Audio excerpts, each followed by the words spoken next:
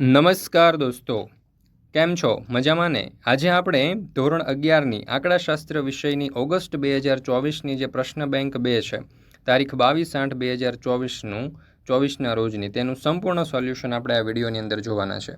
ધોરણ 11ની અત્યાર સુધીની જેટલી પણ એકમ કસોટીઓ લેવાય છે તે બધી જ એકમ કસોટીઓના સંપૂર્ણ સોલ્યુશનના વિડીયોને PDF આપણી ચેનલ ઉપર મુકાઈ ચૂક્યા છે. તેનો અભ્યાસ કરવા માટેની લિંક નીચે ડિસ્ક્રિપ્શન બોક્સની અંદર મળી જશે. અને આવનારા તમામ વિડીયો જે છે, આવનારા તમામ એકમ કસોટીઓની ઓરિજિનલ પ્રશ્ન બેંકના વિડીયો છે તેની લિંક તમને આપણા વોટ્સઅપ ઉપર મળી જશે. તો જરૂરથી આપણા વોટ્સઅપ ગ્રુપની અંદર જોડાઈ જજો. ચાલો તો શરૂ કરીએ આંકડાશાસ્ત્ર વિષયની પ્રશ્ન બેંકનું સંપૂર્ણ સોલ્યુશન. વિભાગ એ.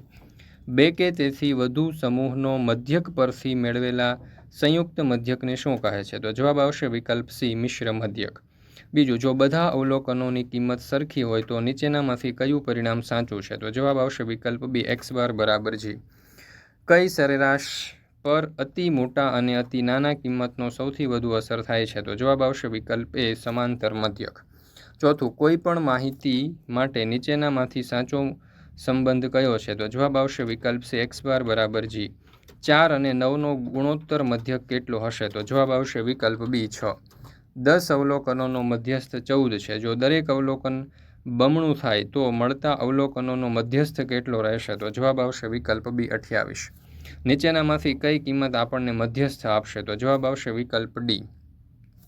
8મું, જો Q3 બરાબર 25.75 હોય તો P75નું મૂલ્ય કેટલું? તો જવાબ આવશે વિકલ્પ બી, 25.75. 9મું, આપેલ માહિતીમાં ખુલ્લા છેડાવાળા વર્ગો હોય તો કઈ સરેરાશ શોધવી પડે? તો જવાબ આવશે વિકલ્પ બી, મધ્યસ્થ. 10મું, દશાંશ અંકો આપેલ માહિતીને કેટલા ભાગમાં વહેંચે છે? તો જવાબ આવશે વિકલ્પ સી, 10.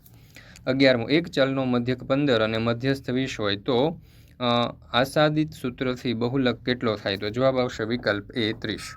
12મું, એક માહિતીના બધા અવલોકનોની સમાન કિંમત 16 છે તો તેનો બહુલક કેટલો થશે? તો જવાબ આવશે વિકલ્પ સી, 16. અવલોકનો 7, 9, 9, 1, 7, 9, 4, 9, 1નો બહુલક કેટલો થશે? તો જવાબ આવશે વિકલ્પ ડી, 9. સ્ટીલના પાઇપ બનાવતી એક કંપનીના 6 પાઇપનો લંબાઈ નીચે પ્રમાણે છે તો નીચેનામાંથી કયું વિધાન સત્ય છે? તો જવાબ આવશે વિકલ્પ ડી, બહુલક પ્રાપ્ય નથી. 15મું, 10 કુટુંબોમાં બાળકોની સંખ્યા 1, 2, 0, 3, 2, 2, 1, 0, 4, 2 હોય તો બહુલક શોધો. તો જવાબ આવશે વિકલ્પ એ, 2. ત્યાર પછી છે વિભાગ બી, મધ્યકનો કોઈ એક લાભ જણાવો. તો મધ્યકની કિંમત માહિતીના બધા જ અવલોકન પર આધારિત છે. બીજું, જો અવલોકનોનું મહત્વ જુદું હોય તો કઈ સરેરાશ વાપરવો જોઈએ? તો જવાબ આવશે ભારિત મધ્યક. ચલ xનો મધ્યક 9 છે. ચલ y બરાબર x પ્લસ 4નો મધ્યક કેટલો થાય? તો y બાર બરાબર 9 પ્લસ 4 બરાબર 13.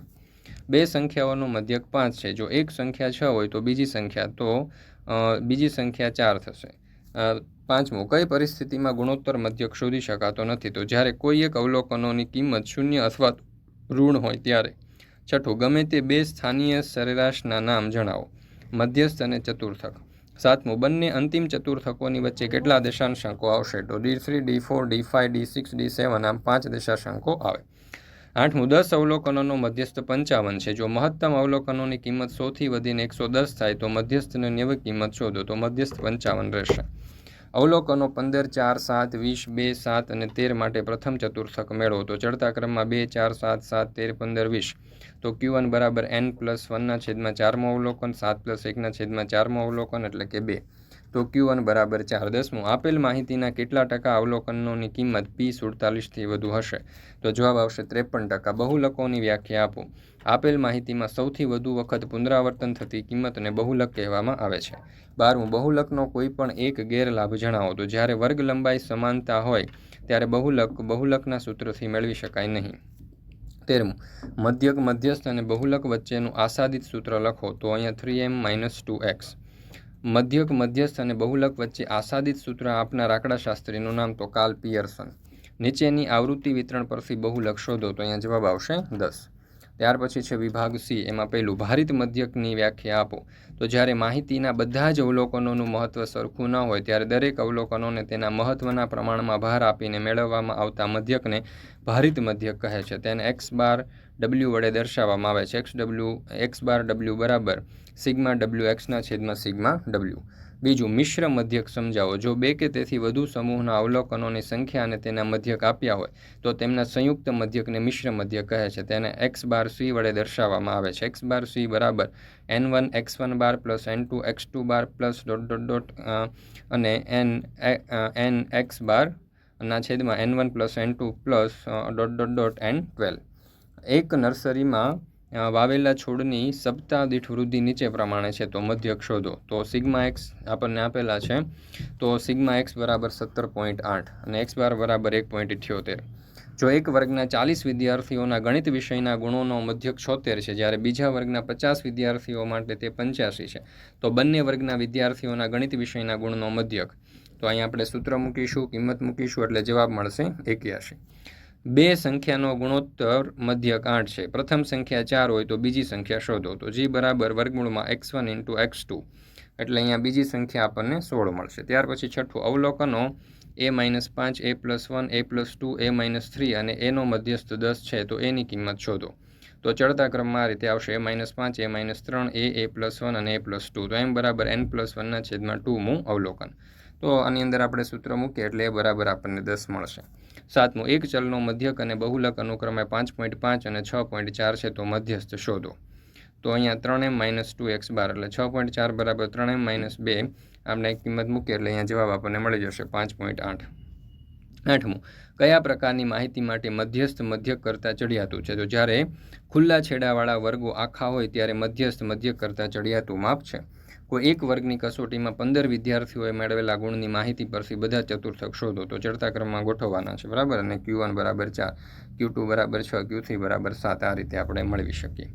મધ્યસ્થ શોધો. વાહનોની સંખ્યા x આપેલા છે, કુટુંબની સંખ્યા fy આપેલી છે, એના ઉપરથી cf શોધી, એના ઉપરથી સૂત્ર મૂકીએ તો m બરાબર આપણને અહીંયા 2 મળશે. ત્યાર પછી 11મું, બહુલકોના 2 લાભ જણાવો. તો બહુલક સમજાવવામાં સરળ છે ને તેની કિંમત માત્ર નિરીક્ષણથી મેળવી શકાય છે. 12મું, બહુલકના 2 ગેરલાભ જણાવો. તે ચોક્કસ રીતે વ્યાખ્યાયિત થયેલા નથી, તે બધા અવલોકનો પર આધારિત હોતા નથી, તે વિશેષ બેઝિક ક્રિયા માટે અનુકૂળ નથી. બહુલક શોધો. સૌથી વધુ વખત 138 પુનરાવર્તન થાય છે, એટલે બહુલક શોધો. તો કેકની સંખ્યા અને દિવસોની સંખ્યા. તો સૌથી મોટી આવૃત્તિની સામે મધ્ય કિંમત બહુલક બરાબર 13. હવે દોડવાની સ્પર્ધામાં 8 સ્પર્ધકોએ લીધેલો સમય દર્શાવતો નીચેની માહિતી પરથી તેના બહુલક વિશે તમારું મંતવ્ય જણાવો. તો અવલોકનોના એક પણ કિંમતી પુનરાવર્તન થતો નથી, માટે અહીંયા બહુલક જે છે તે પ્રાપ્ય નથી. ત્યાર પછી વિભાગ ડી. અહીંયા મધ્યક, મધ્યસ્થ અને બહુલકના વિશિષ્ટ ઉપયોગ અને મર્યાદા પરથી તુલના કરો. તો અહીંયા તમે જોઈ શકો છો કે મધ્યક, મધ્યસ્થ અને એના ઉપયોગોને આપેલા છે. ત્યાર પછી બીજું, મધ્યક, મધ્યસ્થ, બહુલકની સરખામણી કરો. તો અહીંયા તમે જોઈ શકો છો કે દાખલો આપણે ગણેલો છે. ત્યાર પછી ત્રીજું, સરેરાશની પસંદગી કઈ કઈ બાબતો પર આધાર છે? તો માહિતીનું સ્વરૂપ, અભ્યાસ હેઠળના ચલના લક્ષણો, અભ્યાસનો હેતુ, માહિતીના વર્ગીકરણનો પ્રકાર, ઉચ્ચતર આંકડાશાસ્ત્રીય વિશ્લેષણ માટે સરેરાશની જરૂરિયાત. ત્યાર પછી છે વિભાગ ઈ, એમાં મધ્યસ્થ શોધો. વર્ગો છે 0 થી 39, 40 થી 79, 80 થી 119, 120 થી 159, 160 થી 199. FI આપ્યું છે, CFI મળશે. m બરાબર n/2 મું અવલોકન, એટલે n/2 બરાબર 25, m બરાબર l પ્લસ n/2 - CF આખાના છેદમાં f ઇન્ટુ c, સૂત્ર મૂકી કિંમત મૂકે તો m બરાબર 95.15.